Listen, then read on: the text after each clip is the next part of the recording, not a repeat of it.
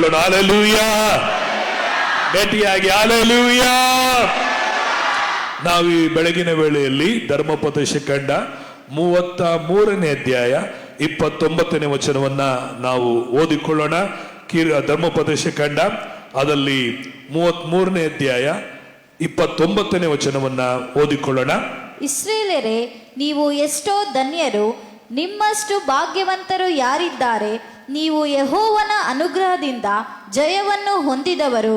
ಆತನೇ ನಿಮ್ಮನ್ನು ಕಾಯುವ ಡಾಲು, ನಿಮ್ಮ ಗೌರವವನ್ನು ಕಾಪಾಡುವ ಕತ್ತಿಯೂ ಆಗಿದ್ದಾನೆ. ಆದದರಿಂದ ನಿಮ್ಮ ಶತ್ರುಗಳು ನಿಮ್ಮ ಮುಂದೆ ಮುದುರಿಕೊಳ್ಳುತ್ತಾರೆ. ನೀವು ಅವರಿಗಿದ್ದ ಎತ್ತರವಾದ ಸೀಮೆಯಲ್ಲಿ ಜಯಶಾಲಿಗಳಾಗಿ ಸಂಚರಿಸುತ್ತೀರಿ. Amen, hallelujah. ದೇವರ ನಾಮಕ್ಕೆ ಮಹಿಮೆ ಉಂಟಾಗ್ಲಿ. ಮೋಶೆ ತಾನು ಮರಣವನ್ನ ಹೊಂದುವುದಕ್ಕಿಂತ ಮುಂಚೆ ಜನರನ್ನ ಕರೆದು 7 ವಿಧವಾದ ಆಶೀರ್ವಾದಗಳನ್ನ ಈ ಒಂದೇ ಒಂದು ವಚನದಲ್ಲಿ ಹೇಳ್ತಾ ಇದ್ದಾರೆ. ಅಂದ್ರೆ 7 ಆಶೀರ್ವಾದಗಳು ಮಾತ್ರ ಬೈಬಲ್ ನಮಗೆ ಬರೆದಿಲ್ಲ, ಬಹಳಷ್ಟು ಆಶೀರ್ವಾದಗಳನ್ನ ಬರೆದಿದೆ. ಆದರೆ ಈ 29ನೇ ವಚನದಲ್ಲಿ 7 ವಿಧವಾದಂತ ಆಶೀರ್ವಾದಗಳನ್ನ ಮೋಶೆ ಇಸ್ರೇಲರಿಗೆ ಹೇಳುವುದನ್ನ ಆತನು ಹೇಳ್ತಾ ಇದ್ದಾನೆ. ಪ್ರೇರೆ, ಈ 7 ಆಶೀರ್ವಾದಗಳು ಇಸ್ರೇಲರ ಮೇಲೆ ಹೊಂದುವಂಥದನ್ನ ಅವನು ಹೇಳಲಿಲ್ಲ, ಹೊಂದಿರುವಂಥವುಗಳನ್ನ ಅವನು ಹೇಳ್ತಾ ಇದ್ದಾನೆ. ಅಂದ್ರೆ ಮುಂದೆ ನೀವು ಹಿಂಗಿರ್ತೀರಿ ಅಂತ ಹೇಳಿಲ್ಲ, ಈಗಾಗಲೇ ನೀವೇನಾಗಿದ್ದೀರಿ, 7 ಆಶೀರ್ವಾದಗಳನ್ನ ಹೊಂದಿದ್ದೀರಿ. ಇಲ್ಲಿರುವಂತ ನೀವೆಲ್ಲರೂ ಏನಾಗಿದ್ದೀರಿ ಅಂದ್ರೆ ಆಶೀರ್ವಾದವನ್ನ ಹೊಂದಿದವರಾಗಿದ್ದೀರಿ. ಹೇಳ್ರಿ ಆಮೇನ್ ಅಂತ ಹೇಳಿ. ಹಲ್ಲೆಲೂಯಾ. ಮಂದವಾಗಿ ಕೂತ್ಕೊಂಡಿರ್ಬೇಡ್ರಿ, ಕಿವುಡಾಗಿ ಕೂತ್ಕೊಂಡಿರ್ಬೇಡ್ರಿ, ಕಲ್ಲಾದ ಹೃದಯವಾಗಿ ಕೂತ್ಕೊಂಡಿರ್ಬೇಡ್ರಿ. ಮೃದುವಾದ ಹೃದಯವಾಗಿ ದೇವರ ವಾಕ್ಯದವನ್ನ ಆನಂದದಿಂದ ಸಂತೋಷದಿಂದ ಕೇಳುವಂತ ರೀತಿಯಲ್ಲಿ ಕೂತ್ಕೊಳ್ರಿ, ಕೇಳೋರ್ ತರ ಕೂತ್ಕೊಂಡಿರ್ಬೇಡ್ರಿ. ಹಲ್ಲೆಲೂಯಾ. ಇವತ್ತು ಸಭೆಯಲ್ಲಿ 2 ತರವಾದ ಜನರಿದ್ದಾರೆ. ನೀವು ಯಾವ ತರ ಜನ? ವಾಕ್ಯವನ್ನ ಕೇಳುವಂತ ಜನಗಳ ಅಥವಾ ವಾಕ್ಯವನ್ನ ಕೇಳೋರ್ ತರ ಕೂತಿರೋ ಜನಗಳ? ನೀವ್ ಹೇಳೋದಲ್ಲಿ ನನಗೆ ಗೊತ್ತಾಗತ್ತೆ ಯಾರು ಕೇಳ್ತಾ ಇದ್ದೀರಿ, ಯಾರು ಕೇಳೋರ್ ತರ ಕೂತಿದ್ದೀರಿ ಎಂಬುದ.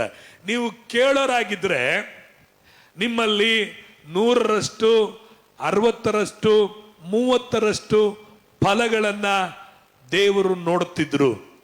ಆದರೆ ಕೇಳೋರ್ ತರ ಕೂತಿದ್ರಿಂದ ಇವತ್ತು ನಮ್ಮ ಹೊಲಗಳು, ನಮ್ಮ ತೋಟಗಳಲ್ಲಿ ಫಲಗಳು ಇಲ್ಲದೆ ಕಾಣಲ್ಪಡ್ತಾ ಇರೋದಕ್ಕೆ ಕಾರಣ ಏನಂದ್ರೆ, ಅನೇಕ ವೇಳೆಗಳಲ್ಲಿ ದೇವರ ವಾಕ್ಯವನ್ನ ನಾವು ವಿಧೇಯರಾಗದಿರುವುದಲ್ಲ, ದೇವರ ವಾಕ್ಯವನ್ನ ಸರಿಯಾಗಿ ಕೇಳದೆ ಇರೋದ್ರಿಂದ. Praise the lord, hallelujah. ಅದಕ್ಕೆ ಪ್ರೇರೆ, ಇಲ್ಲಿ 7 ವಿಧವಾದಂತ ಆಶೀರ್ವಾದಗಳನ್ನ ನೋಡ್ತಾ ಇದೀವಿ. ಈ 8ನೇ ತಿಂಗಳಲ್ಲಿ ದೇವರು ನಮಗೆ ಪರಿಪೂರ್ಣವಾದಂತ ಆಶೀರ್ವಾದಗಳನ್ನ ಆತನು ನಮಗೆ ತೋರಿಸಿಕೊಡುವನಾಗಿದ್ದಾನೆ. ಈ 8ನೇ ತಿಂಗಳು ನಿಮಗೆ ಒಂದು ದೊಡ್ಡ ಆಶೀರ್ವಾದದ ತಿಂಗಳಾಗಿ ಕಾಣಲ್ಪಡ್ತದೆ. ಈ 8ನೇ ತಿಂಗಳು ನಿಮ್ಮ ಜೀವಿತದಲ್ಲಿ ದೇವರ ಕಾರ್ಯಗಳನ್ನ ನೋಡುವಂತ ಒಂದು ತಿಂಗಳಾಗಿ ನೀವು ಕಾಣಲಿಕ್ಕೆ ಹೋಗುವಂತರಾಗಿದ್ದೇವೆ. ಇಲ್ಲಿ ನಾವು ನೋಡಬೇಕಾದ್ರೆ ಮೊದಲನೇದಾಗಿ ಆತನು ಹೇಳ್ತಾನೆ ಏನಂತೇಳಿ, ಇಸ್ರಾಯೇಲರೇ ನೀವು ಎಷ್ಟೋ ಧನ್ಯರು. ಏನಂತ ಹೇಳ್ತಾ ಇದ್ದೇನೆ? ಇಸ್ರಾಯೇಲರೇ ನೀವು ಎಷ್ಟೋ ಧನ್ಯರು ಎಂಬುದಾಗಿ. ಇಸ್ರಾಯೇಲರೇ ಅಂದ್ರೆ ಯಾರು ಈ ಇಸ್ರಾಯೇಲರು ಎಂಬುದಾಗಿ ನೋಡಬೇಕಾದ್ರೆ, ಯಾಕೋಬನಂತೇಳಿ ಒಬ್ಬ ವ್ಯಕ್ತಿ ಇದ್ದ. ಅವನನ್ನ ದೇವರು ಸಂಧಿಸಿದಾಗ ಅವನ ಹೆಸರನ್ನು ದೇವರು ಏನ್ ಮಾಡಿದ್ರು? ಬದಲಾಯಿಸರು. ಯಾಕೋಬನು ಎಂಬುದು ಹೆಸರು ಹೋಗಿ ಅವನಿಗೆ ಇಸ್ರಾಯೇಲ್ ಎಂಬುದಾಗಿ ಹೆಸರು ಬಂತು. ದೇವರು ಹೇಳಿದ್ರು, ಇನ್ನು ಮುಂದೆ ನೀವು ಯಾಕೋಬನಾಗಿರುವುದಿಲ್ಲ. ಯಾಕೋಬನೆಂದ್ರೆ ಮೋಸಗಾರನು, ಮೋಸಗಾರನು ಎಂಬುದಾಗಿ ಎಲ್ಲರೂ ಅವನನ್ನ ಮೋಸಗಾರನು ಮೋಸಗಾರನು ಎಂಬುದಾಗಿ ಕರೀತಿದ್ರು. ದೇವ್ರು ಹೇಳ್ತಾನೆ, ಇನ್ನು ಮುಂದೆ ನಿನ್ನ ಹೆಸರು ಮೋಸಗಾರನಲ್ಲ, ಇನ್ನು ಮುಂದೆ ನಿನ್ನ ಹೆಸರು ಇಸ್ರಾಯೇಲ್ ಆಗಿ ಬದಲಾಗುತ್ತೆ. ಪ್ರೇರೆ, ದೇವರು ನಿಮ್ಮೊಬ್ಬೊಬ್ಬರನ್ನ ಕರೆಯುವಾಗ ನಿಮ್ಮ ಹಳೆಯ ಗುರುತನ್ನ ಬದಲಾಯಿಸಿ ಹೊಸ ಗುರುತನ್ನ ಕೊಟ್ಟಿದ್ದಾನೆ. ಹಲ್ಲೆಲೂಯಾ. ಯಾವಾಗಲೂ ದೇವರು ನಮಗೆ ಹಳೇದನ್ನ ಚೇಂಜ್ ಮಾಡುವನಾಗಿದ್ದಾನೆ. ಬೈಬಲಲ್ಲಿ ಅನೇಕರ ಹೆಸರುಗಳನ್ನ ದೇವರು ಬದಲಾಯಿಸಿದ. ಸೀಮೋನ್ ಎಂಬುದಾಗಿ ಹೆಸರಿತ್ತು, ಅವನಿಗೆ ದೇವರು ಇನ್ನು ಮುಂದೆ ನೀನು ಸೀಮೋನ್ ಅನ್ನಲ್ಲ, ಇನ್ನು ಮುಂದೆ ನೀನೇನಾಗಿರ್ತೀನಿ, ನೀನು ಪೇತ್ರನು ಎಂದು ಇರುತ್ತೀಯ. ಸೀಮೋನ್ ಅಂದ್ರೆ ಏನು? ದಂಟು. ದಂಟು ಏನ್ ಮಾಡುತ್ತೆ? ಗಾಳಿ ಯಾವ ತರ ಬೀಸುತ್ತೋ ಆ ತರ ಇರುತ್ತದೆ. ಅದಕ್ಕೆ ನೀನು ಸಹ ಗಾಳಿ ಬೀಸ್ದಂಗಿರಲ್ಲ, ಕಾಲಕ್ಕೆ ತಕ್ಕಂತೆ ಕುಣಿಯಲ್ಲ. ಇನ್ನು ಮುಂದೆ ನೀನು ಕಲ್ಲಾಗಿರ್ತೀಯ. ಪೇತ್ರನಂದ್ರೆ ಕಲ್ಲು. ನೀನು ಸ್ಟ್ರಾಂಗ್ ಆಗಿರ್ತೀಯ. ದೇವರು ವೀಕ್ ಆದವರನ್ನ ಸ್ಟ್ರಾಂಗ್ ಎಂಬುದಾಗಿ ಹೇಳುವನಾಗಿದ್ದಾನೆ. ಹಲ್ಲೆಲೂಯಾ. ಮೋಸಗಾರನನ್ನ ದೇವರು ಇಸ್ರಾಯೇಲ್, ದೇವರೊಟ್ಟಿಗೆ ಹೋರಾಡಲ್ಪಟ್ಟವನು, ಒಡಂಬಡಿಕೆ ಮಾಡಿಕೊಳ್ಳಲ್ಪಟ್ಟವನು, ದೇವರಿಂದ ಆರಿಸಿಕೊಳ್ಳಲ್ಪಟ್ಟವನು ಎಂಬುದಾಗಿ ಇಸ್ರೇಲ್ ಎಂಬುದಾಗಿ ಅರ್ಥವಾಗಿದೆ. ಆದರೆ ದೇವರು ಇಸ್ರೇಲರನ್ನ ತಳ್ಳಿಬಿಟ್ಟು ಅನ್ಯ ಜನರಾಗಿರುವ ನಮ್ಮನ್ನ ಇವತ್ತು ಆರಿಸಿಕೊಂಡು ನಮ್ಮನ್ನ ದೇವರು ಏನಾಗಿ ಮಾಡಿದ್ದಾನೆ? ಇಸ್ರೇಲರಾಗಿ ದೇವರು ನಮ್ಮನ್ನ ಆತನು ಮಾಡಿಕೊಂಡಿದ್ದಾನೆ. ಇವತ್ತು ದೇವರು ಇಸ್ರೇಲರೊಂದಿಗೆ ಇರೋ ಒಡಂಬಡಿಕೆಗಳಿಗಿಂತಲೂ ತನ್ನ ಒಬ್ಬನೇ ಮಗನಾದ ಯೇಸುವನ್ನ ಈ ಲೋಕಕ್ಕೆ ಕಳುಹಿಸಿಕೊಟ್ಟು ತನ್ನ ಒಬ್ಬನೇ ಮಗನಾದ ಯೇಸುವಿನ ರಕ್ತದ ಮೂಲಕವಾಗಿ ನಮ್ಮೊಂದಿಗೆ ಒಡಂಬಡಿಕೆ ಮಾಡಿಕೊಂಡಿದ್ದಾನೆ. ಹಳೆಯ ಒಡಂಬಡಿಕೆಯಲ್ಲಿದ್ದಂಥ ಇಸ್ರೇಲರೊಂದಿಗೆ ಪ್ರಾಣಿಗಳ ರಕ್ತ, ಹೋರಿಗಳ ರಕ್ತ, ಯಜ್ಞ ನೈವೇದ್ಯಗಳ ಒಡಂಬಡಿಕೆಯೊಂದಿಗೆ ಅವರೊಂದಿಗೆ ಒಡಂಬಡಿಕೆ ಮಾಡಿಕೊಂಡ್ರು. ಈಗ ನಮ್ಮೊಂದಿಗೆ, ಈ ಇಸ್ರೇಲ್ ಆಗಿರುವ ನಮ್ಮೊಂದಿಗೆ ದೇವರು ಯಾವುದರಿಂದ ಒಡಂಬಡಿಕೆ ಮಾಡಿದಂದ್ರೆ ತನ್ನ ಒಬ್ಬನೇ ಮಗನಾದ ಯೇಸುವಿನ ರಕ್ತದೊಂದಿಗೆ ನಮ್ಮೊಂದಿಗೆ ಒಡಂಬಡಿಕೆ ಮಾಡಿಕೊಂಡಿದ್ದಾನೆ. ಹಳೆಯ ಒಡಂಬಡಿಕೆ ಇರುವಂತಹ ಒಡಂಬಡಿಕೆ ಅದು ತಾತ್ಕಾಲಿಕವಾದಂಥ ಒಡಂಬಡಿಕೆ. ನಿನ್ನೊಂದಿಗೆ ನನ್ನೊಂದಿಗೆ ದೇವರು ಮಾಡಿಕೊಂಡಿರುವಂತಹ ಒಡಂಬಡಿಕೆ ಎಂತ ಒಡಂಬಡಿಕೆ ಅಂದರೆ ಶಾಶ್ವತವಾದ ಒಡಂಬಡಿಕೆ. ಎಲ್ಲರೂ ಯಾವ ಒಡಂಬಡಿಕೆ ಮಾಡ್ಕೊಂಡಿದ್ದಾರೆ? ಸ್ವಲ್ಪ ವಾಲ್ಯೂಮ್ ಕೊಡ್ರಿ. ಯಾವ ಒಡಂಬಡಿಕೆ ನಿನ್ನೊಂದಿಗೆ ನನ್ನೊಂದಿಗೆ ದೇವರು ಮಾಡ್ಕೊಂಡಿದ್ದಾರೆ? ಎಂದಿಗೂ ಇದು ಅಳಿದು ಹೋಗೋದಿಲ್ಲ, ಎಂದಿಗೂ ನಾಶವಾಗುವುದಿಲ್ಲ. ನಾನೇ ಒಡಂಬಡಿಕೆಯನ್ನ ಮೀರಿ ಹೋದರೂ ದೇವರು ತನ್ನ ಒಡಂಬಡಿಕೆಯಲ್ಲಿ ನಂಬಿಗಸ್ತನಾಗಿದ್ದಾನೆ. ಹಳೆ ಒಡಂಬಡಿಕೆಯಲ್ಲಿ ಜನರು ದೇವರೊಂದಿಗೆ, ಇಸ್ರಾಯೇಲರು ದೇವರೊಂದಿಗೆ ಒಡಂಬಡಿಕೆ ಮಾಡಿಕೊಂಡ್ರು. ಹೊಸ ಒಡಂಬಡಿಕೆ ಆಗಿರುವ ಇಸ್ರೇಲರಾಗಿರುವ ನಮ್ಮೊಂದಿಗೆ ಆತನು ಒಡಂಬಡಿಕೆ ಮಾಡಿಕೊಂಡಿದ್ದಾನೆ. ಹಳೆ ಒಡಂಬಡಿಕೆ ಇಸ್ರೇಲರು ಮತ್ತು ದೇವರು ಇಬ್ಬರು ಒಡಂಬಡಿಕೆ ಮಾಡಿದ್ರು. ಹಲ್ಲೆಲೂಯಾ. ಆದರೆ ಹೊಸ ಒಡಂಬಡಿಕೆಯಲ್ಲಿ ನಾವು ದೇವರೊಂದಿಗೆ ಒಡಂಬಡಿಕೆ ಮಾಡಿಕೊಂಡಿಲ್ಲ, ಆತನೇ ನಮ್ಮೊಂದಿಗೆ ಏನ್ ಮಾಡಿಕೊಂಡಿದ್ದಾನೆ? ಒಡಂಬಡಿಕೆ. ಹಳೆಯ ಇಸ್ರೇಲರಿಗೂ ಹೊಸ ಒಡಂಬಡಿಕೆಯ ಇಸ್ರೇಲರಿಗೂ ಇರುವ ವ್ಯತ್ಯಾಸ ಎರಡೇ. ಒಂದು, ಇಸ್ರೇಲರು ಹಳೆ ಒಡಂಬಡಿಕೆಯವರು ದೇವರೊಂದಿಗೆ ಒಡಂಬಡಿಕೆ ಮಾಡಿಕೊಂಡ್ರು, ಸುನ್ನತಿ ಮಾಡಿಕೊಂಡ್ರು, ಬಲಿಗಳನ್ನು ಕೊಟ್ಟು ಒಡಂಬಡಿಕೆ ಮಾಡಿಕೊಂಡ್ರು, ಯಜ್ಞಗಳನ್ನು ಅರ್ಪಿಸಿ ಒಡಂಬಡಿಕೆ ಮಾಡಿಕೊಂಡ್ರು. ಆದರೆ ಹೊಸ ಒಡಂಬಡಿಕೆಯಲ್ಲಿ ನಾವು ಬಲಿಗಳನ್ನ, ಪ್ರಾಣಿಗಳನ್ನ ಅಥವಾ ನಮ್ಮ ಸುನ್ನತಿ ಮಾಡಿಕೊಳ್ಳುವುದರ ಮೂಲಕವಾಗಿ ಒಡಂಬಡಿಕೆ ಮಾಡಿಕೊಳ್ಳಲಿಲ್ಲ. ಆದರೆ ದೇವರೇ ತನ್ನ ಒಬ್ಬನೇ ಮಗನನ್ನ ಕಳಿಸಿಕೊಟ್ಟು ಯೇಸು ಕ್ರಿಸ್ತನು ನಮಗಾಗಿ ಬೆತ್ತಲೆಯಾದನು, ಆತನ ಶರೀರದಲ್ಲಿ ಗಾಯಗಳನ್ನು ಹೊಂದಿದನು, ಆತನು ನಮಗಾಗಿ ಪ್ರಾಣವನ್ನ, ಜೀವವನ್ನ ಕೊಟ್ಟೇವು. ಆತನು ನಮ್ಮೊಂದಿಗೆ ಶಾಶ್ವತವಾದಂತ ಒಡಂಬಡಿಕೆ ಆತನು ಮಾಡಿಕೊಂಡಿದ್ದಾನೆ. ಹಲ್ಲೆಲೂಯಾ. ಪ್ರಿಯರೇ, ಹಳೆ ಒಡಂಬಡಿಕೆಗಳು ಬಹಳ ಚೀಪ್ ಆದದ್ದು. ಕೇಳ್ತಾ ಇದ್ದೀರಾ? ಹಳೆ ಒಡಂಬಡಿಕೆ ಒಡಂಬಡಿಕೆ ಎಂತ ಒಡಂಬಡಿಕೆ? ಅದು ಬಹಳ ಚೀಪ್ ಆದದ್ದು. ಪ್ರಾಣಿಗಳ ರಕ್ತ, ಪಕ್ಷಿಗಳ ರಕ್ತ, ಸುನ್ನತಿಯನ್ನು ಮಾಡಿಕೊಳ್ಳುವಂತ ಒಡಂಬಡಿಕೆ ಬಹಳ ಚೀಪ್ ಆದದ್ದು. ಹೊಸ ಒಡಂಬಡಿಕೆ it is very very very very big, costly ಆದದ್ದು, ಬಹಳ ಅಮೂಲ್ಯವಾದದ್ದು, ಬಹಳ ಶ್ರೇಷ್ಠವಾದದ್ದು. ಏನ್ ಶ್ರೇಷ್ಠವಾದದ್ದು? ತನ್ನ ಒಬ್ಬನೇ ಮಗನನ್ನ ನಮಗಾಗಿ ಆತನು ಕಳಿಸಿಕೊಟ್ಟು ಆತನು ನಮ್ಮೊಂದಿಗೆ ಒಡಂಬಡಿಕೆಯನ್ನ ಮಾಡಿಕೊಂಡಿದ್ದಾನೆ. ಪ್ರಾಣಿಗಳ ರಕ್ತದಿಂದ ಒಡಂಬಡಿಕೆ ಮಾಡಿಕೊಂಡಿದ್ದನ್ನೇ ದೇವರು ಕಾಪಾಡಿಕೊಂಡನೆಂದರೆ ನಿನ್ನೊಟ್ಟಿಗೆ ನನ್ನೊಟ್ಟಿಗೆ ತನ್ನ ಒಬ್ಬನೇ ಮಗನಾದ ಯೇಸುವಿನ ರಕ್ತದಿಂದ ಮಡಗೊಡುವಿಕೆ ಮಾಡಿಕೊಂಡಿದ್ದಾನೆಂದರೆ ಆತನು ಕಡೆಯವರೆಗೂ ಕಾಪಾಡುವುದರಲ್ಲಿ ನಂಬಿಗಸ್ತನಾಗಿದ್ದಾನೆ.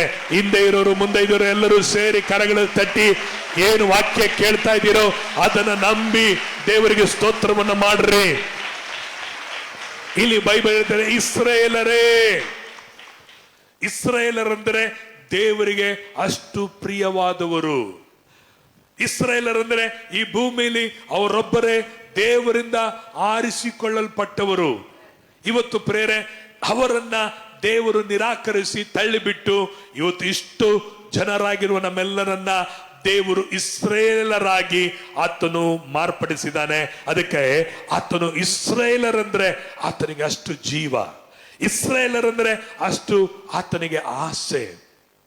ಇವತ್ತು ಆ ಆಸೆ, ಆ ಪ್ರೀತಿ ಎಲ್ಲವನ್ನ ಇಸ್ರಾಯೇಲರಾಗಿರುವ ಹೊಸ ಒಡಂಬಡಿಕೆ ಇಸ್ರಾಯೇಲರಿರುವ ನಮ್ಮ ಮೇಲೆ ಆತನು ಅಪಾರವಾದ ಪ್ರೀತಿಯನ್ನ ಇಟ್ಟಿದ್ದಾನೆ. ಹಲ್ಲೆಲೂಯಾ. ಇಲ್ಲಿ ಮೊದಲನೇ ಆಶೀರ್ವಾದ ಏನಂದ್ರೆ, ನೀವು ಏನಾಗಿದ್ದೀರಿ? ಎಷ್ಟೋ ಧನ್ಯರು. ಮೊದಲನೇ ಆಶೀರ್ವಾದ ಏನು? ಎಷ್ಟೋ ಧನ್ಯರು. ಬರೀ ಧನ್ಯರಲ್ಲ, ಈ ಲೋಕದಲ್ಲಿ ಎಷ್ಟೋ ಜನ ಧನ್ಯರಿದ್ದಾರೆ, ಆದರೆ ನಾವು ಏನಾಗಿದ್ದೀವಿ? ಎಷ್ಟೋ. ಈ ಲೋಕದಲ್ಲಿ ಆಶೀರ್ವಾದ ಉಳ್ಳವರಿದ್ದಾರೆ, ಆರೋಗ್ಯ ಉಳ್ಳವರಿದ್ದಾರೆ, ಸಂಪತ್ತಲ್ಲಿ ಇರೋರು ಇದ್ದಾರೆ, ವಿದ್ಯಾಭ್ಯಾಸದಲ್ಲಿರೋರು ಇದ್ದಾರೆ. ಅವರು ಬರೀ ಧನ್ಯರು ಅಷ್ಟೇ. ಆದರೆ ಆತನನ್ನ ನಂಬಿರುವ ನಾವೆಲ್ಲರೂ ಏನಾಗಿದ್ದೇವೆ? ಎಷ್ಟೋ ಧನ್ಯರು. ಹೇಳ್ರಿ, ನಾನು ತಲೆ ಮೇಲೆ ಕೈ ಇಟ್ಟರೆ ನಾನು ಎಷ್ಟೋ ಧನ್ಯನು. ಹಲ್ಲೆಲೂಯಾ. ಇದನ್ನ ಯಾವ ಬೈಬಲ್ ಹೇಳುತ್ತೆ? ದೇವ್ರು ಹೇಳ್ತಾರೆ ನೀವು ಧನ್ಯರಂತೇಳಿ. ಆದರೆ ನಾವೇನ್ ಹೇಳ್ತೀವಿ? ನಾವೇನ್ ಅಂದ್ಕೊಂಡಿದೀವಿ? ನಾನು ದರಿದ್ರನು, ನಾನು ದೌರ್ಭಾಗ್ಯನು, ನಾನು ಕೊರತೆ ಉಳ್ಳವನು, ನಾನು ಅನಾರೋಗ್ಯ ಉಳ್ಳವನು, ನಾನು ಚೆನ್ನಾಗಿಲ್ಲ, ನಾನು ಸುಂದರವಾಗಿಲ್ಲ, ನಾನು ರೂಪವಾಗಿಲ್ಲ, ನಾನು ಯಾವುದಕ್ಕೂ ಬಾರದವನು, ನಾನು ರಿಜೆಕ್ಟೆಡ್ ಆದವನು, ನಾನು ತಳ್ಳಲ್ಪಟ್ಟವನು, ನಾನು ಮೋಸವಾದವನು ಎಂಬುದನ್ನ ನಾವು ಮತ್ತು ಸೈತಾನನು ನಿನ್ನ ಬಗ್ಗೆ ಹಾಗೆ ಹೇಳಿ ಹೇಳಿ ನಿಮ್ಮನ್ನ ಅದನ್ನೇ ನಂಬುವಂತೆ ಮಾಡಿದ್ದಾನೆ. ಪ್ರಿಯರೇ, ಇವತ್ತು ನಿನ್ನ ಜೀವನದಲ್ಲಿ ಪ್ರಾಬ್ಲಮ್ಮು ಯಾವುದಂದ್ರೆ ನಿನ್ನ ನಂಬಿಕೆನೇ ನಿನಗೆ ಪ್ರಾಬ್ಲಮ್ ಆಗಿದೆ. ಅದಕ್ಕೆ ನೀನು ಇನ್ನು ದರಿದ್ರನು ಅಂತ ಹೇಳಿಕೊಳ್ಳದೆ ನಾನು ಏನಾಗಿದ್ದೇನೆ? ಐಶ್ವರ್ಯವುಳ್ಳವನೆಂದು ಹೇಳ್ರಿ. ಬೈಬಲ್ ಹೇಳುತ್ತೆ ದರಿದ್ರನು ತಾನು ಇನ್ನು ದರಿದ್ರನೆಂದು ಹೇಳದೆ ಐಶ್ವರ್ಯನು ಎಂದು ಹೇಳಲಿ. ಬಲಹೀನನು ತಾನು ಬಲಹೀನನೆಂದು ಹೇಳದೆ ತಾನು ಏನಂತ ಹೇಳಲಿ? ಬಲಶಾಲಿ ಶೂರನು ಎಂದು ಹೇಳಲಿ. ನೀವೇನ್ ಹೇಳ್ಕೊಳ್ತಾ ಇದ್ದೀರಿ? ನಿಮ್ಮ ಬಾಯಿಂದ ಏನು ಬರ್ತಾ ಇದೆ? ದೇವರ ಬಾಯಲ್ಲಿ ನೀನು ದರಿದ್ರನು, ನೀನು ಕೊರತೆ ಉಳ್ಳವನು, ದೌರ್ಭಾಗ್ಯನು, ನೀನು ವೀಕ್ ಆದವನು, ನೀನು ರಿಜೆಕ್ಟ್ ಆದವನು ದೇವರು ಹೇಳಲಿಲ್ಲ. ರಿಜೆಕ್ಟ್ ಆದದನ್ನ ದೇವರು ಅವರು ಜ್ಞಾನಿಗಳನ್ನ, ಬಲಶಾಲಿಗಳನ್ನ ನಾಚಿಕೆ ಪಡಿಸುವುದಕ್ಕಾಗಿ ಬಲಹೀನರು, ದರಿದ್ರರು, ಕುಲಹೀನರಾಗಿರುವ ನಿನ್ನನ್ನು ನನ್ನನ್ನು ದೇವರು ಆರಿಸಿ ಇವತ್ತು ನಿನ್ನನ್ನು ಎಷ್ಟೋ ಧನ್ಯರಾಗಿ ಆತನು ಮಾಡಿದ್ದಾನೆ. ಹಲ್ಲೆಲೂಯಾ. ಎಲ್ಲರೂ ಕರಗಳು ಚಟ್ಟಾಡಿದ್ರೆ ಜೋರಾಗಿ ತಟ್ರಿ.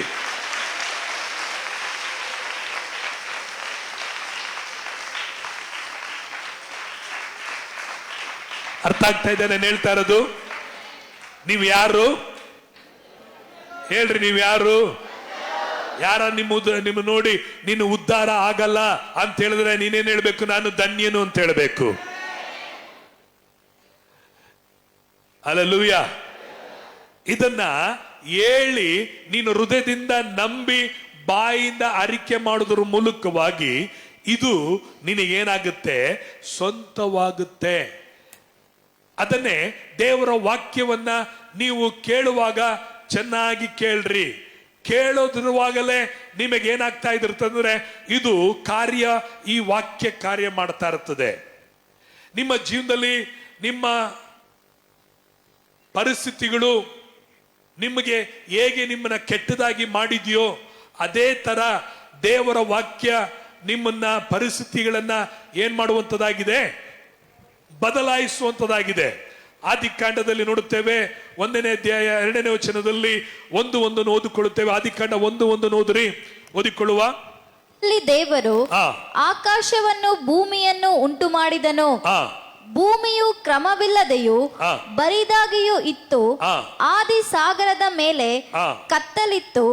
ದೇವರಾತ್ಮವು ಜಲಸಮೂಹಗಳ ಮೇಲೆ ಚಲಿಸುತ್ತಿತ್ತು.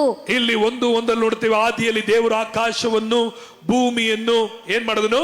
ಉಂಟು ಮಾಡಿದನು. ದೇವರು ಉಂಟು ಮಾಡುವಾಗ ಹೇಗೆ ಉಂಟು ಮಾಡ್ತಾನೆ? ಒಳ್ಳೇದು ಉಂಟು ಮಾಡ್ತಾನೆ, ಕೆಟ್ಟದ್ದು ಉಂಟು ಮಾಡ್ತಾನ? ಒಳ್ಳೇದು. ಎಲ್ಲರೆಡೆ ದೇವರು ಮಾಡೋದೆಲ್ಲವೂ ಏನಾಗಿದೆ?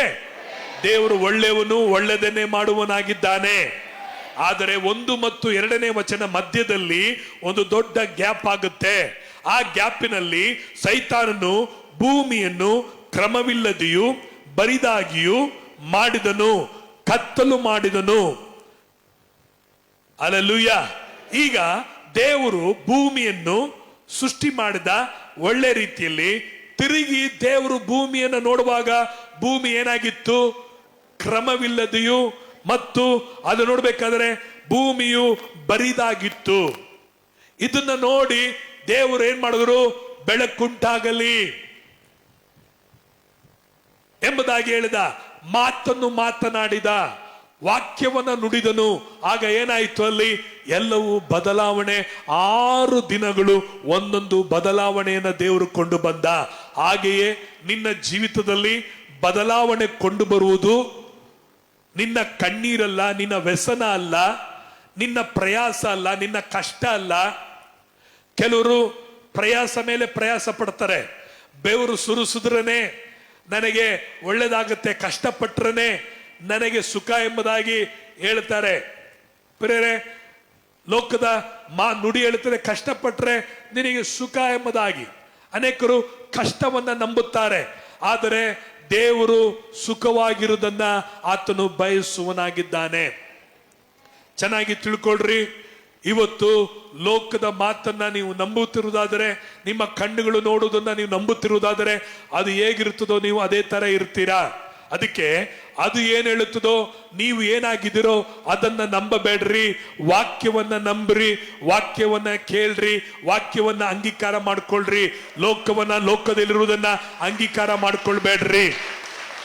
ಡಾಕ್ಟ್ರು ರಿಪೋರ್ಟ್ಗಳು ಏನ್ ಹೇಳುತ್ತದೋ ಅದನ್ನ ಅಂಗೀಕಾರ ಮಾಡ್ಕೊಳ್ಬೇಡ್ರಿ. ಅದು ಹೇಳುತ್ತೆ, ಡಾಕ್ಟ್ರು ಹೇಳ್ತಾರೆ, ಕೇಳ್ರಿ, ಅದರ ಅಂಗೀಕಾರ ಮಾಡ್ಕೊಳ್ಬೇಡ್ರಿ. ಯಾವುದನ್ನ ಕೇಳಬೇಕು, ಯಾವುದನ್ನ ಅಂಗೀಕಾರ ಮಾಡ್ಕೊಳ್ಬೇಕು? ದೇವರ ವಾಕ್ಯವನ್ನ ಅಂಗೀಕಾರ ಮಾಡ್ರಿ. ದೇವರ ವಾಕ್ಯ ಹೇಳುತ್ತದೆ, ನೀನು ಧನ್ಯನು. ಧನ್ಯನು ಅಂದ್ರೆ ಅರ್ಥ ಏನು?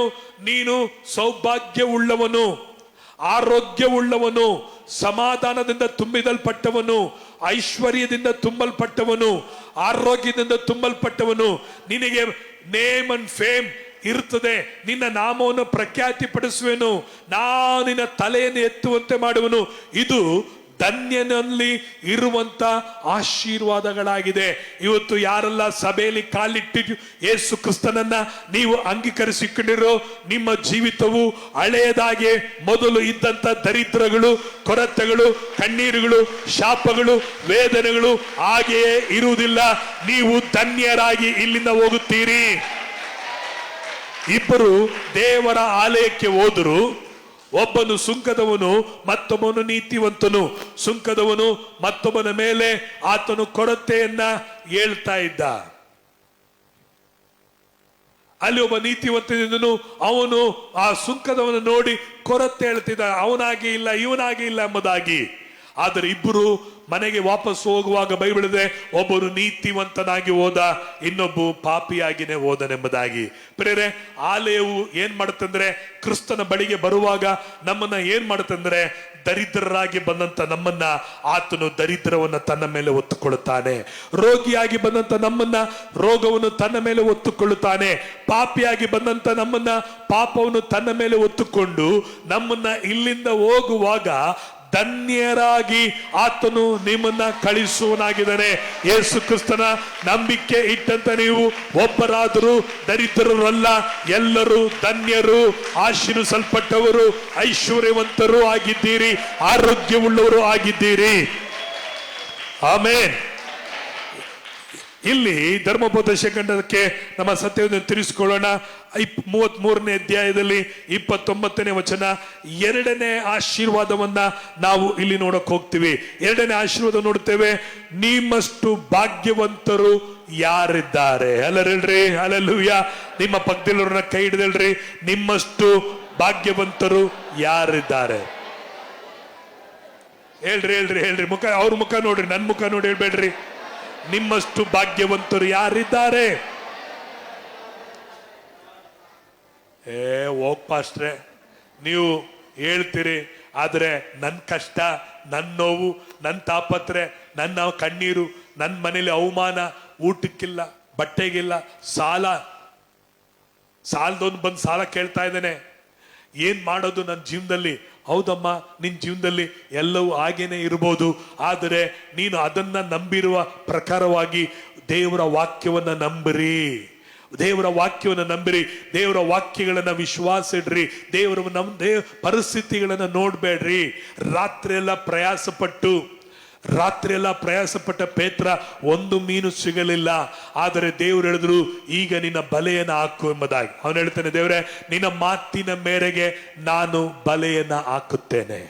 ಹಲ್ಲೆಲೂಯಾ. ಹೇಳ್ರಿ, ನಿನ್ನ ಮಾತಿನ ಮೇರೆಗೆ ನಾನು ಬಲೆಯನ್ನ ಹಾಕುತ್ತೇನೆ.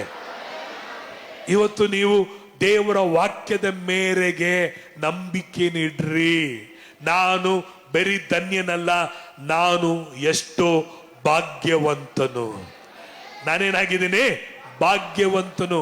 ನಹೋಮಿಯು ವಾಪಸ್ ತನ್ನ ಬೆತ್ಲೆಹೇಮಿಗೆ ಬರುವಾಗ ಎಲ್ಲರೂ ಹೇಳಿದ್ರು, ನಹೋಮಿ ಬರ್ತಾ ಇದ್ದಾಳೆ ಎಂಬುದಾಗಿ. ನಹೋಮಿ ಹೇಳ್ತಾಳೆ, ನನ್ನನ್ನ ನಹೋಮಿ ಅಂತ ಹೇಳ್ಬೇಡ್ರಿ.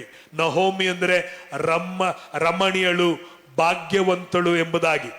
ಆದ್ರೆ ಅವಳು ಹೇಳ್ತಾಳೆ, ನನ್ನನ್ನ ನಹೋಮಿ ಅಂತ ಕರಿಬೇಡ್ರಿ, ದೇವರು ನನ್ನನ್ನ ಮಾರವಾಗಿ ಮಾಡಿದ್ದಾನೆ, ನನ್ನನ್ನ ಮಾರ ಅಂತ ಕರೀರಿ. ಯಾಕೆಂದ್ರೆ ಮಾರ ಅಂದ್ರೆ ಕಹಿ.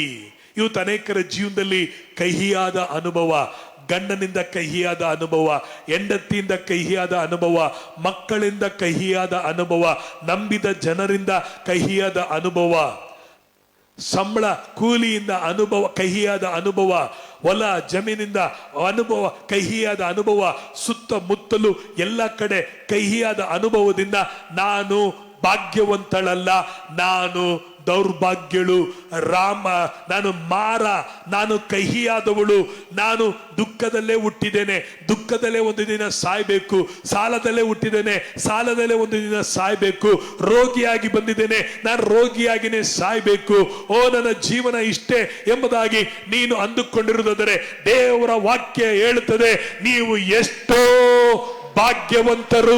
ಈ 8ನೇ ತಿಂಗಳಲ್ಲಿ ಈ ವಾಕ್ಯವನ್ನು ಕೇಳುತ್ತಿರುವ ನೀವು ಭಾಗ್ಯವಂತರು, ನೀವು ದೌರ್ಭಾಗ್ಯರಲ್ಲ.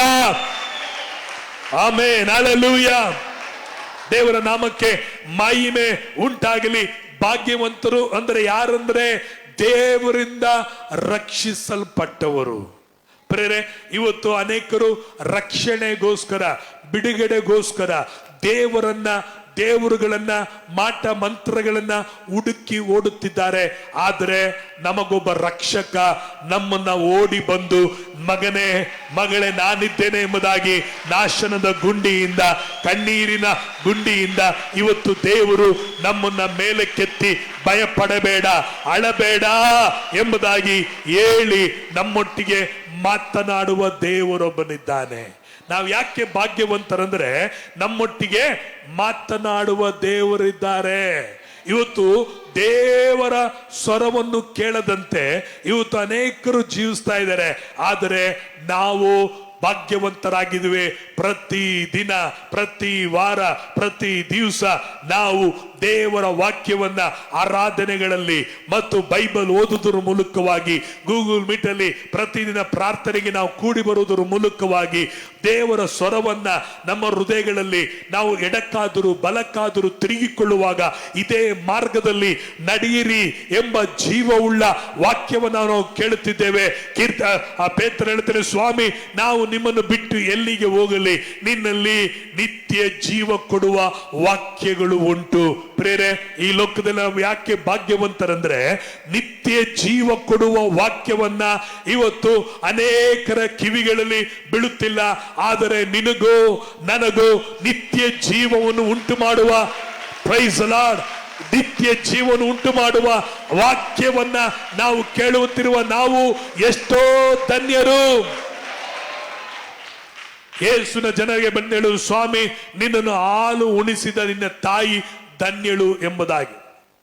ಆಗ ಯೇಸು ಏನ್ ಹೇಳಿದ್ರು, ಇಲ್ಲ ಇಲ್ಲ ಇಲ್ಲ, ಈ ನನ್ನ ವಾಕ್ಯವನ್ನ ಕೇಳುತ್ತಿರುವಂತ ಈ ಜನರು ಎಷ್ಟೋ ಧನ್ಯರಾಗಿದ್ದಾರೆ. ಪ್ರೇರೆ, ದೇವರ ದೃಷ್ಟಿಯಲ್ಲಿ ಭಾಗ್ಯವಂತರು ಬೆನ್ಸ್ ಕಾರಲ್ಲಿ ಓಡೋರು ಅಥವಾ ಏರೋಪ್ಲೇನ್ ಅಲ್ಲಿ ಓಡಾಡೋರಲ್ಲ. ಆತನ ವಾಕ್ಯವನ್ನ ಕೇಳಿ ಬೆನ್ಸ್ ಕಾರು ಅಥವಾ ಏರೋಪ್ಲೇನು ನಮ್ಮನ್ನ ಊರಿಂದ ಊರಿಗೆ, ದೇಶದ ದೇಶಕ್ಕೆ ಕರ್ಕೊಂಡಬಹುದು. ಆದರೆ ಈ ಜೀವವುಳ್ಳ ವಾಕ್ಯ ನೀನನ್ನ ಭೂಲೋಕದಿಂದ ಪರಲೋಕಕ್ಕೆ ಯಾರು ಸೇರಲಾರದಂತ ಬೆಳಕಿಗೆ ನಿನ್ನನ್ನು ಕೊಂಡು ಹೋಗುವಂತದಾಗಿರುತ್ತದೆ. ಹಲ್ಲೆಲೂಯ. ಇದಕ್ಕೆ ನಾವು ದೇವರ ಒಡಂಬಡಿಕೆಯ ಜನರು, ನಾವು ಭಾಗ್ಯವಂತರಾಗಿದ್ದೇವೆ. ಮತ್ತು ದೇವರೇ ನಮಗೆ ಕಾವಲುಗಾರನಾಗಿದ್ದಾನೆ. ದೇವರೇ ನಮ್ಮನ್ನು ಕಾಯುವವನು, ತೂಕಡಿಸದೆ ನಿದ್ರಿಸಿದ್ದಾನೆ. ಈ ಭೂಲೋಕದಲ್ಲಿ ಇಂಥ ಭಾಗ್ಯವುಳ್ಳವರು ಯಾರಿದ್ದಾರೆ? ಎಂಥ ಬಾಡಿಗಾರ್ಡ್, ಎಂಥ ಬ್ಲ್ಯಾಕ್ ಕ್ಯಾಟ್ಗಳಾಗಿದ್ರು, ಎಂಥ ಬೌನ್ಸರ್ಗಳಾಗಿದ್ರು, ರಾತ್ರಿ ಅದರ ನಿದ್ರೆ ಮಾಡ್ತಾರೆ, ತೂಕಡಿಸಿ ಬಿಡ್ತಾರೆ. ಆದರೆ ನಮ್ಮನ್ನು ಕಾಯುವ ದೇವರು, ನಮ್ಮನ್ನು ಕಾಯುವ ದೇವರು, ನಮ್ಮನ್ನು ಕಾಯುವ ದೇವರು. ಹಲ್ಲೆಲೂಯಾ. ನಾವು ಸೆಲೆಬ್ರಿಟಿಗಳಲ್ಲಿರಬಹುದು, ಐಶ್ವರ್ಯಗಳಿರಬಹುದು, ನಾವು ಒಂದು ವೇಳೆ ಮಂತ್ರಿಯಾಗಿ ಇಲ್ಲದೆ ಇರಬಹುದು, ಆದರೆ ದೇವರು ನಮ್ಮನ್ನ ವಿಶೇಷವಾದ ರೀತಿಯಲ್ಲಿ ನೋಡುತ್ತಾನೆ. ಯಾಕೆಂದ್ರೆ ನಮ್ಮನ್ನು ಕಾಯುವ ದೇವರು, ತೂಕಡಿಸದೆ ನಿದ್ರಿಸದೆ ಅಲ್ಪರು ಗಣನಿಗೆ ಬಾರದವರಾಗಿರುವಂತ ನಮ್ಮ ಮೇಲೆ ಆತನು ದೃಷ್ಟಿ ಇಟ್ಟು ಆತನು ಕಾಯುತ್ತಿದ್ದಾನೆ. ಹಾಗಾದ್ರೆ ಹೇಳ್ರಿ, ಯಾರು ಧನ್ಯರು? ಸೆಲೆಬ್ರಿಟಿಗಳು, ಹೀರೋಯಿನ್ಗಳ, ರಾಜಕೀಯ ವ್ಯಕ್ತಿಗಳ, ಅವರ ಕಾಯುವವರು ನಿದ್ರೆ ಮಾಡ್ತಾರೆ. ಆದರೆ ನಮ್ಮನ್ನು ಕಾಯುವ ದೂತರುಗಳು ಕಾಲು ಕಲ್ಲಿಗೆ ಎಡವದಂತೆ ಕಾಯುತ್ತಾರೆ. ಕರ್ತನೇ ನಮ್ಮನ್ನು ಕಾಯುವಂತ ಆತನು ದೇವರಾಗಿದ್ದಾನೆ. ಪ್ರೇರೆ, ಅದಕ್ಕೆ ನಾವು ಎಂತವರಾಗಿದ್ದೇವೆ ಅಂದರೆ ನಾವು ಮಹಾ ಸೌಭಾಗ್ಯದಿಂದ ತುಂಬಲ್ಪಟ್ಟವರಾಗಿದ್ದೇವೆ. Praise the lord. ಹಲ್ಲೆಲೂಯಾ. ದೇವರ ನಾಮಕ್ಕೆ ಮಹಿಮೆ ಉಂಟಾಗಲಿ. ದೇವರ ವಚನದಲ್ಲಿ ನಾವು ನೋಡುತ್ತೇವೆ, ಮೂರನಾಗಿ ನಮ್ಮಲ್ಲಿಗೆ ಕೊಡಲ್ಪಟ್ಟಂತ ಆಶೀರ್ವಾದ ಏನೆಂಬುದಾಗಿ ನೋಡುತ್ತೇವೆ. 29ನೇ ವಚನ, ಧರ್ಮೋಪದೇಶ 33:29 ನಾವು ನೋಡುತ್ತೇವೆ. ಮೂರನಾಗಿ, ನೀವು ಯೆಹೋವನ ಅನುಗ್ರಹದಿಂದ ಜಯ ಹೊಂದಿದವರು. ಆಮೆನ್. ಏನನ್ನು ಹೊಂದಿದವರು? ನಾನೇನನ್ನು ಹೊಂದಿದ್ದೇನೆ? ಹೇಳ್ರಿ, ನಾನೇನು ಜಯ ಹೊಂದುತ್ತೇನಾ, ಹೊಂದಿದವನ? ಏನಂತ ಬರೆದಿದೆ ಬೈಬಲ್ ಅಲ್ಲಿ? ಎಲ್ಲ ಹೇಳ್ರಿ, ಏನಂತ ಬರೆದಿದೆ? ಹೊಂದುತ್ತಾರೆ ಅಂತ ಬರ್ದಿಲ್ಲ, ಹೊಂದುವಿರಿ ಅಂತ ಬರ್ದಿಲ್ಲ. 2000 ವರ್ಷಗಳ ಹಿಂದೆಯೇ ಯೇಸು ಶಿಲುಬೆಯಲ್ಲಿ ಜಯಿಸಿದನು. ಇವತ್ತು ನಾವು ಆ ಜಯದಿಂದ ಇವತ್ತು ನಾವೇನ್ ಮಾಡ್ತಾ ಇದ್ದೀವಿ?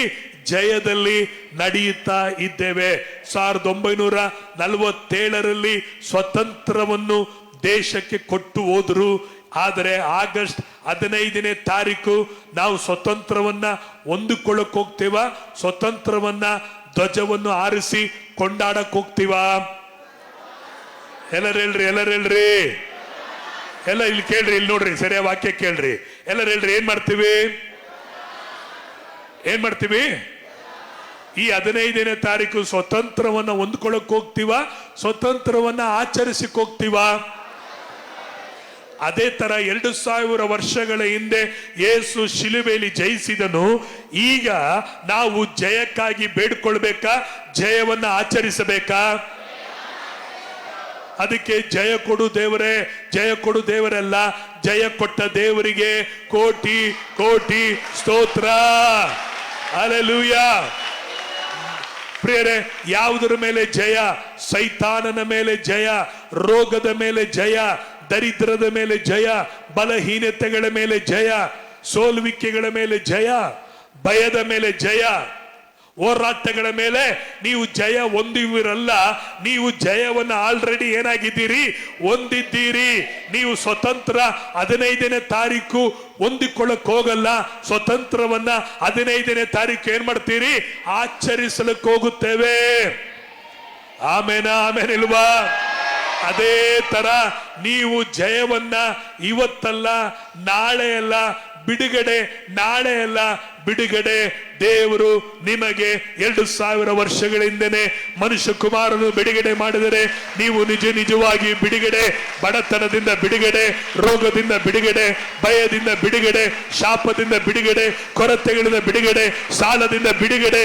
ಜಯ ಜಯ ಜಯ ಜಯ. ಹಲ್ಲೆಲೂಯಾ. ಕ್ರಿಸ್ತನಲ್ಲಿ ಜೀವಿಸುವೆ ನನಗೆಂದು ಜಯ ಜಯ. ಹಲ್ಲೆಲೂಯಾ. ನಾವು ಸೋಲಿನ ಮೇಲೆ ಹೆಜ್ಜೆ ಇಡುವವರಲ್ಲ, ಜಯದ ಮೇಲೆ ಹೆಜ್ಜೆ ಇಟ್ಟು ನಾವು ಹೆಜ್ಜೆ ನಡೆಯುವರಾಗಿದ್ದೇವೆ. ಹಲ್ಲೆಲೂಯಾ. ಸೋಲೆ ಇಲ್ಲದ ಸರದಾರರು ಯಾರಂದ್ರೆ ನಾವುಗಳಾಗಿದ್ದೇವೆ.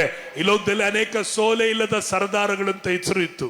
5 ಸಾರಿ MLA ಆಗಿ ಗೆದ್ಬಿಟ್ರೆ ಸೋಲೆ ಇಲ್ಲದ ಸರ್ದಾರ್ ಅಂತ.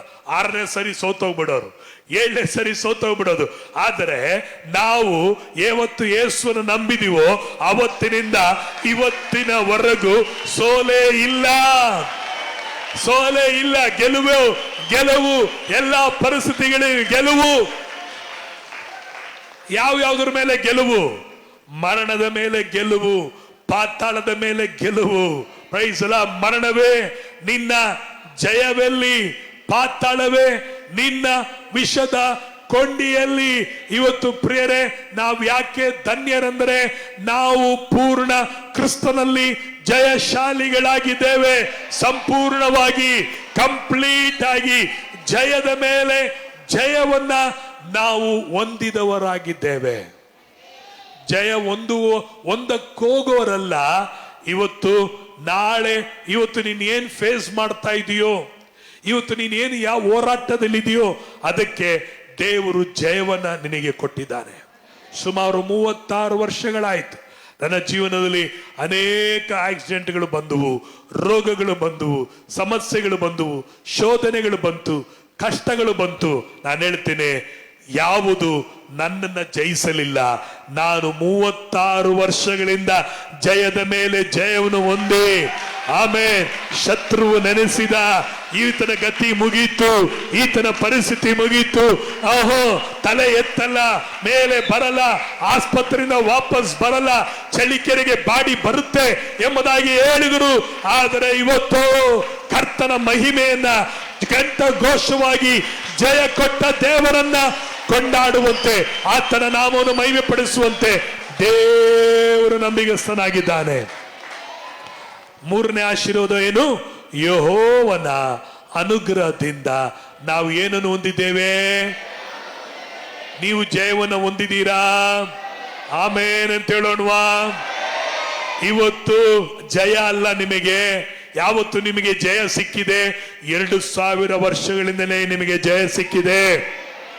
ಇವತ್ತಲ್ಲ ಬಿಡುಗಡೆ, ಯಾವತ್ತು ನಿನಗೆ ಬಿಡುಗಡೆ ಸಿಕ್ಕಿದೆ? 2000 ವರ್ಷಗಳಿಂದಲೇ ಬಿಡುಗಡೆ ಸಿಕ್ಕಿದೆ. ಅದಕ್ಕೆ ಯಾರಾದರೂ ಇವತ್ತು ನಿಮಗೆ ಬಿಡುಗಡೆ ಕೂಟ ಅಂತ ಹೇಳಿದ್ರೆ ಹೋಗ್ಬಿಡ್ಬೇಡ್ರಿ. ಅದಕ್ಕೆ ಕೆಲವು ನಮ್ಮ ವಿಶ್ವಾಸಿಗಳಿದ್ದಾರೆ, ಅವರು ಚರ್ಚಲ್ಲಿ ಮೀಟಿಂಗ್ ಇಟ್ಟರೆ ಬರಲ್ಲ, ಗುತ್ತಿಗೆ ಹೋಗ್ತಾರೆ, ಬೇಕಾದ್ರೆ ಹಿರಿಯೂರಿಗೆ ಹೋಗ್ತಾರೆ, ದುರ್ಗಕ್ಕೆ ಹೋಗ್ತಾರೆ, ಬಾಂಬೆಗೆ ಹೋಗ್ತಾರೆ, ಬೆಂಗಳೂರಿಗೆ ಹೋಗ್ತಾರೆ. ಏನಕ್ಕಾಗಿ? ಬಿಡುಗಡೆ ಕೂಟ. ಪ್ರವಾದಿ ಬರ್ತಾರೆ, ಅಲ್ಲಿ ಜಯ ಸಿಗುತ್ತೆ, ಬಿಡುಗಡೆ ಸಿಗುತ್ತೆ ಅಂತ ಹೇಳಿ ಬಿಡುಗಡೆ ಹುಡುಕೊಂಡು ಹೋಗಿ ಬಿಡುಗಡೆ ಇಲ್ಲದಂತೆ ಇನ್ನೂ ಜೀವಿಸ್ತಾ ಇದ್ದಾರೆ. ಬಿಡುಗಡೆ ನಿನಗೆ ಬೇರೆ ಊರಲ್ಲ, ಬಿಡುಗಡೆ ಬೇರೆ ಯಾವ ಪಾಸ್ಟರ್ ಹತ್ರ ಅಲ್ಲ, ಬಿಡುಗಡೆ ನಿನಗೆ ಕ್ರಿಸ್ತನಲ್ಲಿ 2000 ವರ್ಷಗಳ ಹಿಂದೆ ಇದೆ. ಯಾರಾದರೂ ಬಿಡುಗಡೆ ಕೂಟ ಅಂತ ಇಟ್ಟು ನೀವು ಬಿಡುಗಡೆ ಅಂತ ಹೋದ್ರೆ ನಿಮಗೆ ಬಿಡುಗಡೆ ಇಲ್ಲ. ಬಿಡುಗಡೆ ಯಾರಿಗೆ? ಅನ್ಯ ಜನರಿಗೆ ಬಿಡುಗಡೆ ಕೂಟ, ಅವಿಶ್ವಾಸಿಗೆ ಬಿಡುಗಡೆ ಕೂಟ. ಆದರೆ ವಿಶ್ವಾಸಿಗೆ ಯಾವ ಕೂಟ ಅಂದ್ರೆ ಆಚರಿಸುವ ಕೂಟ, ಕೊಂಡಾಟದ ಕೂಟ, ಸೆಲೆಬ್ರೇಟ್ ಮಾಡುವ ಕೂಟ ವಿಶ್ವಾಸಿಗಳಿಗೆ ದೇವರು ಕೊಟ್ಟಿದ್ದಾನೆ. ಹಲ್ಲೆಲೂಯಾ. ಬಿಡುಗಡೆ ಮಾಡು ದೇವರೇ, ಬಿಡುಗಡೆ ಕೊಡು ದೇವರೇ ಅಲ್ಲ, ಬಿಡುಗಡೆ ಮಾಡಿದಕ್ಕಾಗಿ ಸ್ತೋತ್ರ, ಬಿಡುಗಡೆ ಕೊಟ್ಟಿದ್ದಕ್ಕಾಗಿ ನಿನಗೆ ಸ್ತೋತ್ರ. ಆಸ್ಪತ್ರೆಗೆ ಹೋಗಿ ದೇವರೇ ವಾಸಿ ಮಾಡಪ್ಪ, ಬಿಡುಗಡೆ ಮಾಡಪ್ಪ ಅಂತೇಳಿ ಪ್ರಾರ್ಥನೆ ಅಲ್ಲ, ಆಸ್ಪತ್ರೆಯಲ್ಲಿ ಬಿಡುಗಡೆ ಕೊಟ್ಟಿದ್ದಕ್ಕಾಗಿ ಸ್ತೋತ್ರ. ಹಲ್ಲೆಲೂಯಾ. ಮರಣದ ಮಧ್ಯದಲ್ಲಿ ಹೋಗುವಾಗ ಮರಣದಿಂದ ಬಿಡುಗಡೆ ಮಾಡು ದೇವರೇ ಅಲ್ಲ, ರೋಗದ ಮಧ್ಯದಲ್ಲಿ ಹೋಗುವಾಗ ರೋಗದಿಂದ ಬಿಡುಗಡೆ ಮಾಡು ದೇವರೇ ಅಲ್ಲ, ಕಷ್ಟದ ಮಧ್ಯದಲ್ಲಿ ಹೋಗುವಾಗ ಕಷ್ಟದಿಂದ ಬಿಡುಗಡೆ ಮಾಡು ದೇವರಲ್ಲ, ಕಷ್ಟದಿಂದ ಬಿಡುಗಡೆ, ರೋಗದಿಂದ ಬಿಡುಗಡೆ ಮಾಡಿದಕ್ಕಾಗಿ ಸ್ತೋತ್ರ. ನಾನು ಆಸ್ಪತ್ರೆಗೆ ಹೋಗುವಾಗಲೂ ಆಸ್ಪತ್ರೆಯಲ್ಲಿದ್ದಾಗಲೂ ಎಂದಿಗೂ ದೇವರ ಹತ್ರ ಬಿಡುಗಡೆ ಮಾಡು ಅಂತ ಕೇಳಲಿಲ್ಲ. ಬಿಡುಗಡೆ ಮಾಡಿದ್ದೀಯಾ, ಅದಕ್ಕಾಗಿ ಸ್ತೋತ್ರ. ನನ್ನ ವಿಮೋಚಕನನ್ನು ನಾನು ಯಾರಂತ ಬಲ್ಲೆನು, ಕ್ರಿಸ್ತನಲ್ಲಿ ನನ್ನ ಗುರುತು ಏನಂತ ನನಗೆ ಗೊತ್ತಿದೆ. ನಾನು ಬಿಡುಗಡೆ ಆಗಿದ್ದವನು, ನಾನು ಸ್ವಸ್ಥನಾಗಿದ್ದೇನೆ, ನಾನು ಬಿಡುಗಡೆ ಆಗಿದ್ದೇನೆ ಎಂಬುದಾಗಿ ದೇವರನ್ನ ನಂಬಿದವನಾಗಿದೆ. ಅನೇಕರು ಆಸ್ಪತ್ರೆಗೆ ಹೋಗುವಾಗ ಕಾಯಿಲೆಯಲ್ಲಿರುವಾಗ ದೇವರೇ ಬಿಡುಗಡೆ ಮಾಡು, ಪಾಸ್ಟ್ರೇ ಪ್ರಾರ್ಥನೆ ಮಾಡ್ರಿ. ಇಲ್ಲ ಇಲ್ಲ ಇಲ್ಲ ಇಲ್ಲ, ಪ್ರಾರ್ಥನೆ ಎಲ್ಲ ಬೇಕಾಗಿರೋದು ನಂಬಿಕೆ. ದೇವರು ನನ್ನನ್ನ ಪೂರ್ಣ ಜಯಶಾಲಿಯಾಗಿ ದೇವರು ನನ್ನನ್ನ ಮಾಡಿದ್ದಾನೆ. ಆತನು ರೋಮಪುರ ಪತ್ರಿಕೆ ತೆಗಿಬೇಡ್ರಿ, 8:37 ಹೇಳ್ತದೆ, ನಮ್ಮನ್ನು ಪ್ರೀತಿಸಿದಾತನ ಮೂಲಕ ಇವುಗಳಲ್ಲಿ ನಾವು ಸಂಪೂರ್ಣ ಜಯಶಾಲಿಗಳಾಗಿದ್ದೇವೆ. ಏನಾಗಿದ್ದೀರಿ? ಎಲ್ಲ ಹೇಳ್ರಿ, ನೀವೇನಾಗಿದ್ದೀರಿ? ನೀವು ಯುದ್ಧ ಮಾಡೋರ ಜಯಶಾಲಿಗಳ? ಹೇಳ್ರಿ, ಯುದ್ಧ ನಿಮ್ಮದ, ಯುದ್ಧವು ಕರ್ತನದ. ಯುದ್ಧ ದೇವ್ರು ಮಾಡಬೇಕಾ? ಯುದ್ಧ ಮಾಡಿದ್ದಾರಾ? ಏನಾದರೂ ಬ್ಯಾಲೆನ್ಸ್ ಇದೆಯಾ? ಇಲ್ಲ. ನೀವೇನಾಗಿದ್ದೀರಿ? ಪೂರ್ಣ ಜಯಶಾಲಿ. ಎಲ್ಲರೂ ಹೇಳ್ರಿ, ಏನು ಜಯಶಾಲಿ? ಕಂಪ್ಲೀಟ್ ಆಗಿ ಎಲ್ಲದರಲ್ಲಿಯೂ ದೇವರು ನಿಮ್ಮನ್ನ ಜಯಶಾಲಿಗಳನ್ನಾಗಿ ಆತನು ಮಾಡಿದ್ದಾನೆ. ಪ್ರೇರೆ ಪ್ರೈಸಲ. 4ನೇದಾಗಿ ನಾವು ನೋಡುತ್ತೇವೆ, ಆತನ ದೇವರ ವಾಗ್ದಾನದಲ್ಲಿ 4ನೇ ಆಶೀರ್ವಾದ ನಮಗೆ ದೇವರಿಟ್ಟಿರುವುದು, ದೇವರೇ ನಮ್ಮ ಗುರಾಣಿ. ಡಾಲು ಅಂದ್ರೆ ಗುರಾಣಿ. ಎಲ್ಲ ಹೇಳ್ರಿ, ದೇವರು ನಮಗೆ ಏನಾಗಿದ್ದಾನೆ? ಗುರಾಣಿ ಏನಕ್ಕೆ ಉಪಯೋಗ ಮಾಡ್ತಾರೆ? ಶತ್ರುಗಳು ಒಡೆಯುವಾಗ, ಕಲ್ಲುಗಳನ್ನು ಒಡೆಯುವಾಗ, ಈಟಿಗಳನ್ನು ತೂರುವಾಗ, ಬಾಣಗಳನ್ನು ಎಸೆಯುವಾಗ ಆ ಶತ್ರುಗಳ ಏಟುಗಳು ನಮಗೆ ಬೀಳದಂತೆ ಆ ಗುರಾಣಿಯು ಕಾಯುವಂತದಾಗಿದೆ. ಹಾಗಾದರೆ ಗುರಾಣಿಯು ನಮಗೆ ಯಾರಂದ್ರೆ ಕ್ರಿಸ್ತನೇ ನಮಗೆ ಗುರಾಣಿಯು ಆಗಿದ್ದಾನೆ. ಆತನೇ ನಿನ್ನನ್ನು ಕಾಯುವ ಗುರಾಣಿ. ನಿನಗೆ ಗುರಾಣಿ ಆತನೇ ಆಗಿದ್ದಾನೆ. ನೀನು ಹಗಲಲ್ಲಿ ಆಗಿರಬಹುದು, ರಾತ್ರಿಯಲ್ಲಿ ಆಗಿರಬಹುದು, ಹಗಲಲ್ಲಿ ಹಾರಿ ಬರುವ ಬಾಣಕ್ಕೂ ಇರ್ಲಲ್ಲಿ ಹುಟ್ಟಿಸುವ ಭಯಕ್ಕೂ ನೀನು ಅಂಜ ಕಾರಣವಿಲ್ಲ. ಯಾಕೆಂದರೆ ದೇವರು ನಿನಗೆ ಗುರಾಣಿಯಾಗಿದ್ದಾನೆ. ಇವತ್ತು ನನ್ನನ್ನು ನೋಡೋರು ಯಾರಿಲ್ಲ, ನನಗೆ ರಕ್ಷಕನು ಯಾರಿಲ್ಲ, ನನಗೆ ಹಿನ್ನೆಲೆ ಯಾರಿಲ್ಲ, ನನ್ನನ್ನು ಕಾಪಾಡೋರು ಯಾರಿಲ್ಲ ಎಂಬುದಾಗಿ ನೀವು ಯೋಚನೆ ಮಾಡಬೇಡ್ರಿ. ನಿಮ್ಮನ್ನು ಕಾಯುವ ದೇವರೊಬ್ಬನಿದ್ದಾನೆ. ಆತನೇ ಗುರಾಣಿಯು, ಡಾಲು ಆಗಿದ್ದಾನೆ. ಪ್ರೈಸನೆ, ಹಲ್ಲೆಲೂಯಾ. 5ನೇದಾಗಿ ಆತನೇ ನಮ್ಮನ್ನು ಗೌರವವನ್ನು ಕಾಪಾಡುವ ಕತ್ತಿ. 5ನೇ ಆಶೀರ್ವಾದ ಏನು ಆಶೀರ್ವಾದ? ನಮ್ಮ ಗೌರವವನ್ನು ಕಾಪಾಡುವ ಶಕ್ತಿ. ಎಲ್ಲ ಹೇಳ್ರಿ, ಎಂತ ಆಶೀರ್ವಾದ? ಎಲ್ಲರೂ ಜೋರಾಗಿ ಹೇಳೋಣ, ನಮ್ಮ ಗೌರವವನ್ನು ಕಾಪಾಡುವ ಕತ್ತಿ. ಹಲ್ಲೆಲೂಯಾ. ನಮಗೆ ಈ ಲೋಕದಲ್ಲಿ ದೇವರು ಅವಮಾನಗಳನ್ನೆಲ್ಲ, ನಿಂದೆಗಳನ್ನೆಲ್ಲ ಇಟ್ಟಿರೋದು ತಲೆ ಬಗ್ಗುವಂತೆ ದೇವರು ನಮಗೆ ಮಾಡಿಲ್ಲ. ದೇವರು ನಮಗೆ ಗೌರವವನ್ನು ಇಟ್ಟಿದ್ದಾನೆ. ಎಂತ ಗೌರವ ಇಟ್ಟಿದ್ದಾನೆ? ಕೀರ್ತನೆಯಲ್ಲಿ ನೋಡುತ್ತೇವೆ, ವೈರಿಗಳ ಮುಂದೆ ದೇವರು ನಮಗೋಸ್ಕರ ಔತಣವನ್ನ ಸಿದ್ಧ ಮಾಡಿದ್ದಾನೆ. ಏನ್ ಮಾಡಿದ್ದಾನೆ? ನಿನ್ನ ಗೌರವವನ್ನ ಕಾಯುವವನಾಗಿದ್ದಾನೆ. ನಿನ್ನ ತಲೆಯನ್ನ ಎತ್ತುವಂತೆ ಮಾಡುವನಾಗಿದ್ದಾನೆ. ನಿನಗೆ ಎಲ್ಲಿ ತಲೆ ತಗ್ಗಿಸಲ್ಪಟ್ಟಿತ್ತೋ, ಸಾಲದಲ್ಲಿ ತಲೆ ತಗ್ಗಿಸಲ್ಪಟ್ಟಿರ್ಬೋದು, ರೋಗದಲ್ಲಿ ತಲೆ ತಗ್ಗಿಸಲ್ಪಟ್ಟಿರ್ಬೋದು, ನಿನ್ನ ಕ್ಯಾರೆಕ್ಟರ್ ಇಂದ ತಲೆ ತಗ್ಗಿಸಲ್ಪಟ್ಟಿರ್ಬೋದು, ನಿನ್ನ ಸ್ವಭಾವದಿಂದ ತಲೆ ತಗ್ಗಿಸಲ್ಪಟ್ಟಿರ್ಬೋದು. ನಾನು ಹೇಳ್ತೀನಿ, ನಿನ್ನ ಒಳಗಡೆ ಇರುವ ದೇವರು ಈ 8ನೇ ತಿಂಗಳಲ್ಲಿ ನಿನಗೆ ನೆನಪು ಮಾಡೋದೇನೆಂದ್ರೆ, ನಿನ್ನ ಗೌರವವನ್ನು ಕಾಪಾಡುವ ಕತ್ತಿ. ಹಲ್ಲೆಲೂಯಾ. ಪ್ರಿಯರೇ, ಯುದ್ಧ ಮಾಡುವಾಗ ರಾಜನ ಕೈಯಿಂದ ಕತ್ತಿ ಕೆಳಗೆ ಬಿತ್ತಂದ್ರೆ ಅದು ಅವನ ಗೌರವ ಏನಾಯ್ತು? ಬಿದ್ದೋಯ್ತು. ಗೌರವ ಹೋಗ್ಬಿಡುತ್ತೆಂಬುದಾಗಿ. ಆದರೆ ಇವತ್ತು ರಾಜಾದಿ ರಾಜನು ಕರ್ತಾದಿ ಕರ್ತನ ಕೈಯಲ್ಲಿ ಒಂದು ಕತ್ತಿ ಇದೆ. ಆ ಕತ್ತಿ ನೀತಿ ಉಳ್ಳ ಕತ್ತಿ. ಅದು ನಿನಗಾಗಿ ಜಯವನ್ನ ಉಂಟು ಮಾಡಿದ ಕತ್ತಿಯಾಗಿದೆ. ಈ ಕತ್ತಿ ನಿನ್ನ ಕಡೆಗೆ ಯಾವಾಗಲೂ ಚಾಚಲ್ಪಟ್ಟಿರುತ್ತದೆ. ನಿನಗೆ ಸಹಾಯವಾಗಿ ಇಟ್ಟಿರುವಂತ ಕತ್ತಿ. ಈ ಕತ್ತಿ ಶತ್ರುವನ್ನ ಸಂಹಾರ ಮಾಡುವ ಕತ್ತಿ. ಈ ಕತ್ತಿ ನಿನಗೆ ರಕ್ಷಣೆಯನ್ನು ಕೊಡುವಂತ ಕತ್ತಿ. ಒಬ್ಬ ರಾಜನ ಕೈಯಲ್ಲಿ ಒಂದು ಕತ್ತಿ ಇತ್ತಂದ್ರೆ ಅವನು ಪ್ರಜೆಗಳನ್ನು ಕಾಪಾಡುತ್ತಾನೆ, ಶತ್ರುಗಳನ್ನು ಏನ್ ಮಾಡ್ತಾನೆ? ಅವನು ಸಂಹಾರ ಮಾಡುವನಾಗಿದ್ದಾನೆ. ಒಬ್ಬ ಕೊಲೆಗಾರನ ಕೈಯಲ್ಲಿ ಕತ್ತಿ ಇದ್ರೆ ಅವನು ಕೊಲೆ ಮಾತ್ರ ಮಾಡ್ತಾನೆ ಹೊರತು ಬೇರೆ ಯಾರನ್ನು ಕಾಪಾಡಲಿಕ್ಕೆ ಹೋಗುವುದಿಲ್ಲ. ಕಟುಕನ ಕೈಯಲ್ಲಿ ಒಂದು ಕತ್ತಿ ಇತ್ತಂದ್ರೆ ಅದು ಬರೀ ಕೊಯ್ಯುತ್ತೆ ಹೊರತು ಅದು ಬೇರೆ ಯಾರನ್ನು ರಕ್ಷಿಸುವುದಿಲ್ಲ. ಈಗ ಈ ಕುರುಬನ ಕೈಯಲ್ಲಿ ಒಂದು ಕತ್ತಿ ಇದೆ. ಈ ಕತ್ತಿ ನಿನ್ನನ್ನು ರಕ್ಷಿಸುವಂತ ಕತ್ತಿ. ಎರಡನೇದಾಗಿ ಶತ್ರುಗಳನ್ನ ಸಂಹಾರ ಮಾಡಿದಂತ ಕತ್ತಿ. ಈ ಕತ್ತಿಯು ಕ್ರಿಸ್ತನ ವಾಕ್ಯವೇ ಆಗಿದೆ. ದೇವರ ವಾಕ್ಯ ಎಂಬ ಕತ್ತಿಯನ್ನು ತೆಗೆದುಕೊಳ್ಳ್ರಿ. ಕ್ರಿಸ್ತನೇ ದೇವರ ವಾಕ್ಯವೇ ಕತ್ತಿಯಾಗಿ ಕಾಣಲ್ಪಡುತ್ತದೆ. ಆರನೇ ಆಶೀರ್ವಾದ, ನಿಮ್ಮ ಶತ್ರುಗಳು ನಿಮ್ಮ ಮುಂದೆ. ಓದ್ರಿ ಏನಂತಿದೆ? ನಿಮ್ಮ ಶತ್ರು ನಿಮ್ಮ ಮುಂದೆ. ಜೋರಾಗಿ ಹೇಳ್ರಿ, ನಿಮ್ಮ ಮುಂದೆ. ಯಾವ ಶತ್ರುವು ನಿಮ್ಮ ಮುಂದೆ ತಲೆ ಎತ್ತಲ್ಲ. ಹಲ್ಲೆಲೂಯಾ. ಇದುವರೆಗೂ ತಲೆ ಎತ್ತಿದ ಶತ್ರುಗಳನ್ನ ಇನ್ನು ಮುಂದೆ ಈ ವಾಕ್ಯವನ್ನ ಹೊಂದಿ, ಈ ವಾಕ್ಯವನ್ನ ನಂಬಿ ಹೋಗುವ ನಿನ್ನನ್ನು ನೋಡಿ ಶತ್ರುವು ಬಾಲವನ್ನ ಆತನು ಒಳಗಡೆ ಇಟ್ಟುಕೊಂಡು ನಿನ್ನ ಮುಂದೆ ತಲೆಬಾಗಿ ನಿಲ್ಲುವನಾಗಿದ್ದಾನೆ.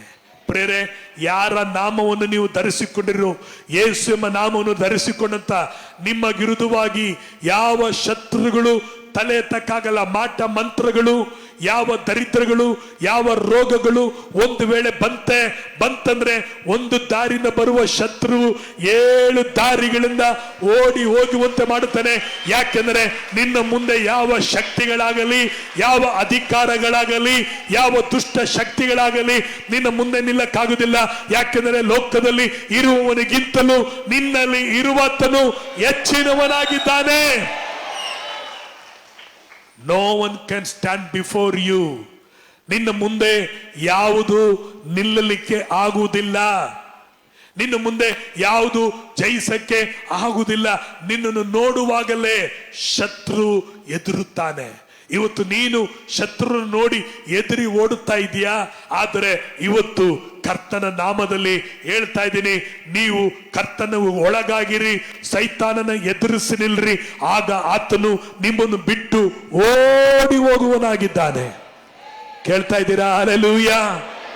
ಇವತ್ತು ಶತ್ರುನ ಮುಂದೆ ಅಯ್ಯೋ ನಾವು ಕುಗ್ಗಲ್ಪಟ್ಟಿದ್ದೇವೆ, ನಾವು ಜಜ್ಜಲ್ಪಟ್ಟಿದ್ದೇವೆ, ನಾವು ಅಲ್ಪರಾಗಿದ್ದೇವೆ, ನಾವು ಗಣನೆಗೆ ಬಾರದವರಾಗಿದ್ದೇವೆ, ಅಯ್ಯೋ ಲೋಕದಲ್ಲಿ ಶಕ್ತಿ ಜಾಸ್ತಿ ಇದೆ, ಹಣಬಲ ಇದೆ, ಜ್ಞಾನ ಇದೆ. ನಾನು ಹೇಳ್ತೀನಿ, ಹಣಬಲಕ್ಕಿಂತ ಕ್ರಿಸ್ತನ ಬಲ ನಿನ್ನಲ್ಲಿರುವುದು ದೊಡ್ಡದಾಗಿದೆ.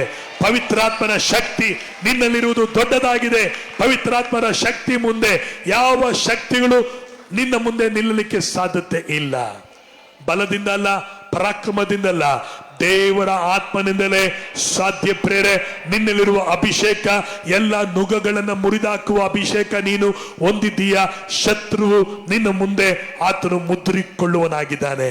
7ನೇ ಆಶೀರ್ವಾದವನ್ನು ನಾವು ನೋಡುತ್ತೇವೆ. 7ನೇ ಆಶೀರ್ವಾದ, ನೀವು ಈಗ ಇರುವುದಕ್ಕಿಂತಲೂ ಎತ್ತರವಾದ ಸೀಮೆಗಳಲ್ಲಿ ವಾಸವಾಗುತ್ತೀರಾ. ಹಲ್ಲೆಲೂಯಾ. ನಿಮ್ಮ ಪೊಸಿಷನ್, ನಿಮ್ಮ ಸ್ಥಾನ, ನಿಮ್ಮ ಅಂತಸ್ತು, ನಿಮ್ಮ ಸ್ಟೇಟಸ್ಸು, ನಿಮ್ಮ ಗೌರವ ಹೇಗಿರುತ್ತೆ ಅಂದ್ರೆ, ಉನ್ನತವಾದ ರೀತಿಯಲ್ಲಿ ದೇವರು ನಿಮ್ಮನ್ನ ಇವತ್ತು ಇಟ್ಟಿದ್ದಾನೆ. ಹಲ್ಲೆಲೂಯಾ. ಪ್ರಿಯರೇ, ನೀವು ಸಾಧಾರಣರಾದವರಲ್ಲ. ನಿಮ್ಮಲ್ಲಿ ವಾಸವಾಗಿರುವ ಆತ್ಮನು ಅಸಾಧಾರಣವಾದಂತ ಆತ್ಮನು, ನಿಮ್ಮಲ್ಲಿ ವಾಸವಾಗಿರುವ ಕರ್ತನು ಲೋಕದಲ್ಲಿ ಇರುವನಿಗಿಂತಲೂ ನಿಮ್ಮಲ್ಲಿರುವ ಆತನು ಹೆಚ್ಚಿನವನಾಗಿದ್ದಾನೆ. ಅದಕ್ಕೆ ನೀವು ಇನ್ನೂ ಕೆಳಮಟ್ಟದಲ್ಲಿ ಇರುವರಲ್ಲ, ಕಾರ್ಗತ್ತಿಲನ ಕಣಿವೆಯಲ್ಲಿ ನಡೆಯುವಲ್ಲ, ಹಳ್ಳ ಕೊಳ್ಳದಲ್ಲಿ ಇರುವರಲ್ಲ. ನಿಮ್ಮನ್ನು ಉನ್ನತವಾದ ಸ್ಥಳಗಳಲ್ಲಿ ದೇವರು ನಿಮ್ಮನ್ನು ನಡೆಸುವನಾಗಿದ್ದಾನೆ. ಆಮೆನ್. ಹಬಕ್ಕೂಕನು ಬರೆದಂತ ಪ್ರವಾದನೆ ಪುಸ್ತಕ 3ನೇ ಅಧ್ಯಾಯ 10ನೇ ವಚನವನ್ನು ಓದ್ಕೊಳ್ಳೋಣ. 3ನೇ ಅಧ್ಯಾಯ 10ನೇ ವಚನವನ್ನು ಓದ್ಕೊಡ್ರಿ. ಹಬಕ್ಕೂಕನು 3:10. ಬೆಟ್ಟಗಳು ನಿಮ್ಮನ್ನು ನೋಡಿ, ಇಲ್ಲ 3:19. ಹಬಕ್ಕೂಕನು 3:19. ಕರ್ತನಾದ ಯೆಹೋವನೇ, ಕರ್ತನಾದ ಯೆಹೋವನೇ ನನ್ನ ಬಲ. ಎಲ್ಲರಿ ಕರ್ತನಾದ ಯೆಹೋವನೇ ನನ್ನ ಬಲ. ಆತನು ನನ್ನ ಕಾಲ. ಎಲ್ಲರಿ ಕರ್ತನಾದ ಯೆಹೋವನೇ ನನ್ನ ಬಲ. ಹೇಳ್ರಿ. ಆತನು ನನ್ನ ಕಾಲನ್ನು, ಎಲ್ಲರೂ ಸೇರಿ ಹೇಳ್ರಿ, ಜಿಂಕೆಯ ಕಾಲಿನಂತೆ ಚುರುಕು ಮಾಡಿ ನನ್ನ ಉನ್ನತ ಪ್ರದೇಶಗಳಲ್ಲಿ ನನ್ನನ್ನು ನಡೆಸುತ್ತಾನೆ. ಆಮೆನ್. ಕರಗಳು ತಟ್ಟದ ದೇವರು ಸ್ತೋತ್ರ ಮಾಡೋಣ. ರಬ ಬಾಬಾ ಶೇಖ ರಬ ನೇರೆ ಬಾಲ ರಾಮ ರೇಖ ರಾಖ ರೇದೆ ರೀಬ ಏ ರಾಬ ಶೋತು ರೇಬಿ ಬಾಬಾ. ಹಲ್ಲೆಲೂಯಾ. ನನ್ನ ಬಲವು ನನ್ನ ಯೆಹೋವನೇ. ನನ್ನ ಬಲ ಹಣದ ಬಲ ಅಲ್ಲ, ನನ್ನ ಬಲ ವಿದ್ಯೆದ ಬಯಸದ ಬಲ ಅಲ್ಲ. ನನ್ನ ಬಲ ಯಾರಾಗಿದ್ದಾನೆ? ಎಲ್ಲರೂ ಹೇಳ್ರಿ. ಇವತ್ತು ನೀವು ಯಾರನ್ನ ಬಲವಾಗಿ ನಂಬಿದ್ದೀರಾ? ಹಣವನ್ನ ಬಲವಾಗಿ ನಂಬಿದ್ದೀರಾ? ಜನರನ್ನ ಬಲವಾಗಿ ನಂಬಿದ್ದೀರಾ? ಇಲ್ಲ ಪ್ರೇರೆ. ಇಲ್ಲಿ ಹಬಕ್ಕೂಕನು ಹೇಳ್ತಾನೆ, ನನ್ನ ಬಲವು ಯೆಹೋವನೇ ಆಗಿದ್ದಾನೆ. ಆತನು ನನ್ನ ಕಾಲನ್ನು ಜಿಂಕೆ ಕಾಲಿನಂತೆ ಚುರುಕು ಮಾಡಿ ನನ್ನನ್ನು ಉನ್ನತ ಪ್ರದೇಶಗಳಲ್ಲಿ,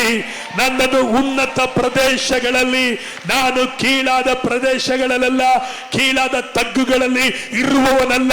ನನ್ನ ಸ್ಪಿರಿಟ್, ನಾನು ಹೊಂದಿರುವ ಆತ್ಮ, ನಾನು ಹೊಂದಿರುವ ಅಭಿಷೇಕ, ನಾನು ಧರಿಸಿಕೊಂಡಿರುವ ನಾಮ ಯೇಸು ಎಂಬ ನಾಮ ನನ್ನನ್ನು ಕುರಿಗಳ ಹಿಂದೆ ಇರುವುದಕ್ಕಾಗಿ ಅಲ್ಲ, ಹಟ್ಟಿಯ ಹಿಂದೆ ಇರುವುದಕ್ಕಾಗಿ ಅಲ್ಲ, ತಿಪ್ಪೆಯಲ್ಲಿ ಬಿದ್ದವನನ್ನ ದೇವರು ಸಿಂಹಾಸನದಲ್ಲಿ ಕುಂಡ್ರಿಸುವನಾಗಿದ್ದಾನೆ. ಕುರಿಗಳ ಹಿಂದೆ ಹೋದ ದಾವೀದನನ್ನು ಸಿಂಹಾಸನದಲ್ಲಿ ಕುಳಿಸಿದ ಆತ್ಮನು ನಮ್ಮಲ್ಲಿ ವಾಸವಾಗಿದ್ದಾನೆ.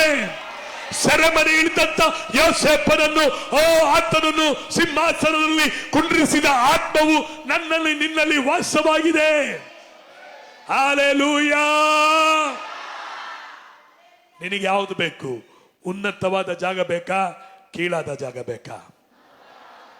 ಆತನು ಉನ್ನತವಾದವನು ನಮಗಾಗಿ ಧರೆಗಿಳಿದು ಬಂದ. ಯಾಕೆಂದ್ರೆ ನಮ್ಮನ್ನು ಮೇಲೆ ಕೆತ್ತುವುದಕ್ಕಾಗಿ, ನಮ್ಮನ್ನು ಉನ್ನತವಾದ ಸ್ಥಳದಲ್ಲಿ ಕೊಂಡೋಗಲಿಕ್ಕಾಗಿ ಯೇಸು ನಮಗಾಗಿ ಕೆಳಗೆ ಇಳಿದು ಬಂದ. ಪ್ರೇರೆ, ಇವತ್ತು ಕ್ರಿಸ್ತನಲ್ಲಿ ನಾವು ಎಲ್ಲಿದ್ದೇವೆಂದ್ರೆ, ಆತನೊಂದಿಗೆ ಸಿಂಹಾಸನದಲ್ಲಿ ನಮ್ಮನ್ನ ದೇವರು ಕುಂಡ್ರಿಸಿದ್ದಾನೆ.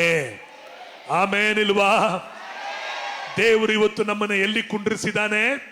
ಪಾಪದಲ್ಲಿ ಕೂತಿದ್ದ ನಮ್ಮನ್ನ, ಧೂಳಲ್ಲಿ ಕೂತಿದ್ದ ನಮ್ಮನ್ನ, ಇವತ್ತು ಶಾಪದಲ್ಲಿ ಕೂತಿದ್ದ ನಮ್ಮನ್ನ ಇವತ್ತು ಎತ್ತಿ ಎತ್ತಿ ಎತ್ತಿ ಇವತ್ತು ಕ್ರಿಸ್ತನೊಂದಿಗೆ ಸಿಂಹಾಸನದಲ್ಲಿ ಆತನೊಂದಿಗೆ ನಮ್ಮನ್ನ ಕುಂಡ್ರಿಸಿದ್ದಾನೆ.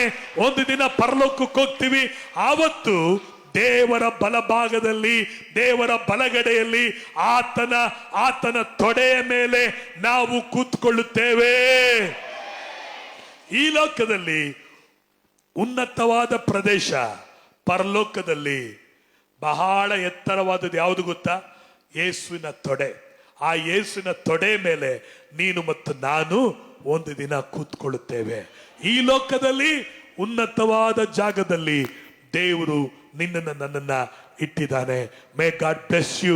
ಈ 7 ಆಶೀರ್ವಾದಗಳಿಂದ ದೇವರು ನಿಮ್ಮೆಲ್ಲರನ್ನ ಆಶೀರ್ವದಿಸಲಿ. ನಂಬಿದವರು, ಕೇಳಿದವರು ವಾಕ್ಯವನ್ನು ನಂಬಿ ಸ್ತೋತ್ರ ಮಾಡಿ ಅನ್ಯ ಭಾಷೆಗಳನ್ನು ಜೋರಾಗಿ ಮಾತಾಡಿ ಸ್ವೀಕಾರ ಮಾಡಿಕೊಳ್ಳೋಣ. ರಿ ಬಾಬಾ ಲಾ ರಾಶತೆ ರೇ ಬಾಬಾ ಓ ರಿಂದೆ ರೇ ಕಾಬಾ.